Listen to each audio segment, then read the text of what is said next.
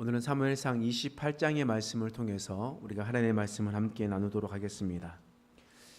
사울이 쫓아다녔던 다윗이 블레셋으로 망명해 버렸습니다. 그래서 사울은 더 이상 다윗을 쫓지 않고 그냥 있었습니다. 그런데 그 기간이 얼마 되지 않아서 블레셋이 이제 어떤 일을 하냐면 사울에게 선전포고를 했습니다. 다윗과 함께한 블레셋이 사울에게 선전포고를 하고 전쟁을 하겠다, 이렇게 이야기를 했던 겁니다. 그래서 오늘 4절 말씀에 보면 이런 말씀이 있어요. 읽어보겠습니다. 시작. 블레셋 사람들이 모여 수넴에 이르러 진침해 사울이 온 이스라엘을 모아 길보아에 진쳤더니, 지금 블레셋 사람들이 모였다라고 이야기하는 것은 어떤 의미냐면, 여러분 원래 다윗과 전쟁을 할 때 블레셋 사람인데 가드 사람 골리앗이 이렇게 이야기하거든요. 가드가 블레셋인데 가드 사람 골리앗이 올라왔다라고 표현하지 블레셋 사람들이라고 이야기하지 않습니다. 그 이유가 뭐냐면 블레셋은 5개의 도시 국가로 이루어져 있어요. 그러니까 이 5개의 도시 국가 하나하나가 다 블레셋이라는 겁니다. 가드, 가사, 아스돗, 아스글론, 에그론, 이렇게 5개입니다. 이렇게 5개가 있기 때문에 이 가드에서 오든지 아스돗에 왔든지 아스글론에서 왔든지 상관없이 그 사람들은 다 블레셋이었어요. 그런데 블레셋 사람들이라고 이야기를 하는 것은 어떤 의미냐? 가드 한 도시만 올라온 게 아니라 그 5개 연합체 도시 국가가 전부 다 연합해서 지금 사울을 올라온 겁니다. 7호. 지금 가드 왕, 가드 사람 골리앗이 와서 전쟁을 할 때도 사울이 벌벌 떨었잖아요.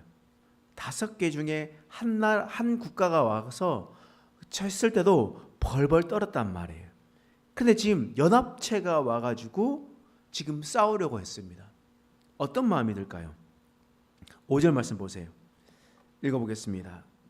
시작. 사울이 블레셋 사람들의 군대를 보고 두려워서 그의 마음이 크게 떨린지라. 지금 사울이 블레셋에 있는 사람들의 군대를 보고 난 다음에 너무나 떨렸습니다. 너무 두려웠어요. 그 두려움 중에 가장 큰 이유가 뭔지 아십니까? 원래는 사울이 용기가 있는 사람이었습니다.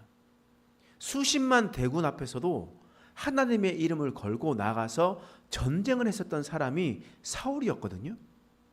그런데 그 블레셋 사람들을 보고 두려워했었던 것은 가장 큰 이유가 뭐냐?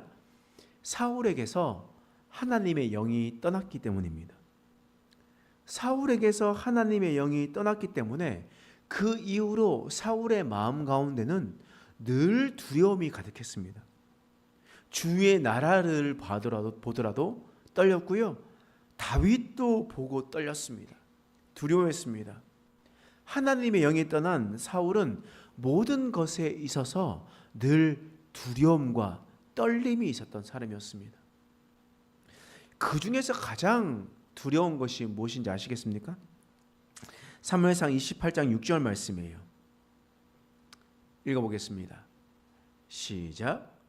사울이 여호와께 묻자오되 여호와께서 꿈으로도 우림으로도 선지자로도 그에게 대답하지 아니하심으로.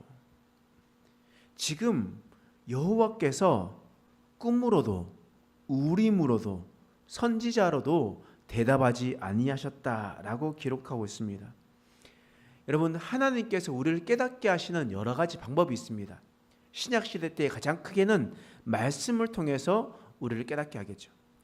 말씀이 선포될 때, 설교 시간에, 말씀을 읽을 때, 또 기도할 때, 우리가 삶을 살아갈 때 여러 가지 부분에서 우리가 깨달을 수가 있습니다. 그런데 구약시대 때는 어떻게 나타났냐면 먼저 꿈으로 나타났습니다. 하나님께서 꿈으로 말씀하시면서 그들에게 깨닫게 해주시는 겁니다. 다윗에게 꿈으로 하늘과 연결되는 사닥다리를 보여주시고요. 이 야곱에 나타난 것은 꿈으로 사닥다리를 보여주고, 야곱의 장인에게도, 그러니까 자신의 외삼촌 라반에게도 무섭게 나타나셔서 야곱을 건드리지 말라, 뭐 이렇게 말씀하시면서 꿈으로 말씀하시잖아요. 우림으로도 말씀하십니다. 이 우림이 뭐냐면 제사장의 가슴에 흉패가 있는데 그것을 판결 흉패라고 합니다. 거기에 우림과 둠밈이 있어요. 그래서 그것을 꺼내면서 이야기하는데, 쉽게 말하면 무당집에 가가지고 뭐 이렇게 흔들어가지고 툭 내밀면서 이게 점을 친다는 거잖아요. 그러니까 그런 느낌인 거예요.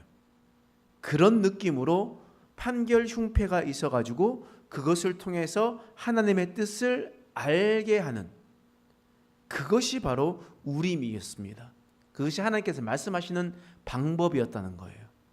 그리고 뿐만 아니라 선지자를 통해서 말씀하셨습니다. 하나님의 말씀을 받아서 그 말씀을 사람들에게 이야기할 때 사울에게 찾아가서 이야기하죠. 그래서 사울에게 찾아가서 계속 하나님의 말씀을 선포한 선지자가 누구였습니까? 원래는 사무엘이었잖아요. 그렇죠? 사무엘이 가서 계속 하나님의 말씀을 선포했었던 거 아니었습니까? 그런데 하나님께서는요, 그 어떤 것도 말씀하지 않으셨습니다. 그 어떤 것을 통해서도 사울에게 말씀하지 않으셨다라는 거예요. 사울과 완전 불통인, 어떤 소통도 할 수 없는 그런 상황이 되어버렸다라는 겁니다. 그럼 왜 하나님께서 이렇게 사울과 소통을 거부하실까? 우리는 이렇게 생각할 수 있는데, 사실적으로 얘기하면 하나님께서는 계속해서 사울에게 말씀하셨습니다. 그러니까 하나님과 사울이 직통전화가 있었어요. 직통전화가 있었는데 하나님이 계속 전화해가지고 너 이렇게 하면 안 돼, 저렇게 하면 안 돼 계속 얘기하니까 사울이 너무 듣기 싫었던 거예요. 그래서 어떤 선택을 했습니까? 그 직통전화의 선을 잘라버렸어요. 끊어보세요. 나 듣지 않겠다 라고 이야기하는 거예요. 근데 갑자기 큰일이 생겼어요. 큰일이 생겨서 집에 큰일이 생겼어. 그래서 하나님께 전화하려고 해. 근데 전화가 됩니까? 안 됩니까? 전화가 안 되죠. 전화가 안 되죠. 그러면 그 전화가 되려면 어떻게 해야 됩니까? 전화선을 자른 것을 회복시켜야죠. 회복시켜야지 그 전화가 되는 것 아니겠습니까? 그런 회복의 상태를 하지도 않고 지금 사울은 전화가 끊어졌다고 그렇게 이야기를 하고 있는 겁니다. 여러분, 하나님께서는 그렇게 응답하시지 않거든요. 지금 사울이 해야 할 것은 회개예요. 사울은 지금 하나님 앞에 회개하고 돌이켜서 그 선을 다시 이어나가야 됩니다. 엎드리는 게 문제예요. 그런데 사울이 한 선택이 무엇이겠습니까? 하나님께 전화해서 전화가 안 된다고 해서 그가 한 선택. 7절 말씀 읽겠습니다. 시작. 사울이 그의 신하들에게 이르되 나를 위하여 신접한 여인을 찾으라. 내가 그리로 가서 그에게 물이리라 하니 그의 신하들이 그에게 이르되 보소서 엔돌에 신접한 여인이 있나이다.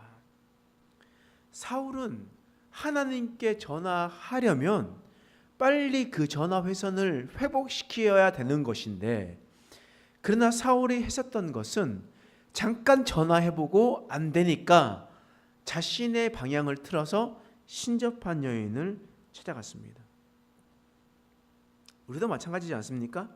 한 사람이 하나님을 먼저 섬기다가, 그런데 하나님 앞에 나아가서 살아가다가 하나님의 말씀을 하나도 듣지 않고 살아갑니다. 마음대로 살아가요. 하나님이 없이 하면서 살아갑니다. 하나님을 떠나서 살아갔어요. 그런데 자신에게 큰 어려움이 닥쳤습니다. 그래서 다시 하나님께 급하게 하나님의 도구로 여기면서 빨리 이 문제를 해결해 주세요 라고 잠깐 기도했는데 아무런 응답이 없네요. 아무런 응답이 없으니까 그가 한 선택이 뭐예요? 끝까지 기다리지 않고 무당을 찾아간 거예요. 그리고 무당에게서 점괘를 내놓고 문제를 해결해달라고 찾아가는 거였습니다. 바로 사울이 이런 사람이었다라는 거예요. 지금 사울의 상태는 하나님께 회개해야 되는 상황입니다. 하나님 앞에 죄악이 있었기 때문에 하나님께서 블레셋을 데리고 와서 그들을 흔들어 놓고 빨리 어서 속히 주님께로 돌아오라, 문제가 생겼으니 하나님께 나아가라 라고 이런 상황을 주셨는데, 사울은 그 마음을 끝까지 돌이키지 않고 그의 마음을 완전히 하나님께서 벗어나 버리는 거예요. 신접한 여인을 찾아가는 겁니다. 그곳에서 해결책을 구하려고 했었던 것이었습니다. 여러분, 이런 사울, 이런 사람 하나님께서 어떻게 하실까요? 사울은 버림을 당했습니다. 하나님은 이런 사울을 버리셨습니다. 더 이상 이스라엘의 왕으로 지내지 못하도록 하나님께서 하셨습니다. 조금 뒤면 사울은 이 전쟁에서 전사하게 됩니다. 이 전쟁을 통해서 전사하게 되고, 그리고 난 다음에 있었던 다윗이 왕으로 세워지는 일들이 일어나게 되는 겁니다. 여러분, 우리도 마찬가지입니다. 우리도 사울처럼 지내고 있지 않냐는 거예요.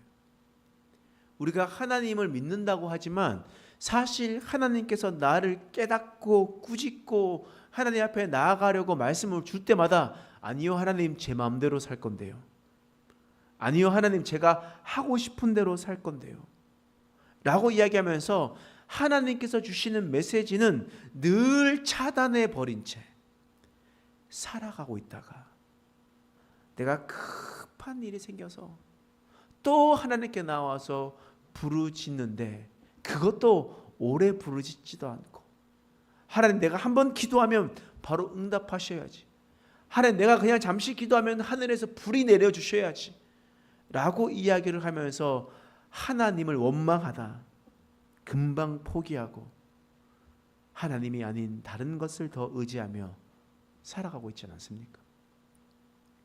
사울이 하는 행동들이 바로 우리들의 모습 아니겠습니까? 여러분, 우리의 영이 죽고 사는 것은 우리의 기도에 있습니다. 이 기도가 잠깐의 기도가 아니라 하나님 앞에 충분히 나아가는 기도가 되어야 됩니다. 그리고 하나님 앞에 우리의 자신을 자복하고 회개하고 돌이켜서 나의 삶을, 이전의 삶과 다른 삶을 살아가야 됩니다. 그렇게 하나님께 간절히 기도해야 됩니다. 먼저 끊어진 전화선을 회복해야 됩니다. 그랬을 때 하나님께서 우리에게 응답해 주십니다. 우리가 사울처럼 이런 어리석은 행동들을 하지 않고 오직 하나님만을 경외하고 하나님 앞에 언제나 하나님 안에 거하는 저와 여러분 되시길 간절히 축원합니다. 기도하겠습니다. 하나님, 오늘 말씀을 통해서 우리를 깨닫게 하시니 감사합니다. 하나님, 우리의 삶이 마치 사울과 같은 삶을 살아갔습니다. 하나님의 말씀은 듣지 않으려고 하고 하나님께 기도하는 것도 잠시 하다 금세 포기해버리고 하나님이 아닌 다른 것들을 더 의지하며 살아갔던 것이 바로 우리들의 인생이었습니다. 하나님, 우리 인생을 다시 한 번 더 회개하며 주님 앞에 나갑니다. 하나님께 다시 한 번 더 엎드리고 하나님께 여쭙고 하나님의 뜻을 온전히 구하며 살아갈 수 있는 인생 되게 하여 주시옵소서. 감사드리며 예수님의 이름으로 간절히 기도드립니다. 아멘.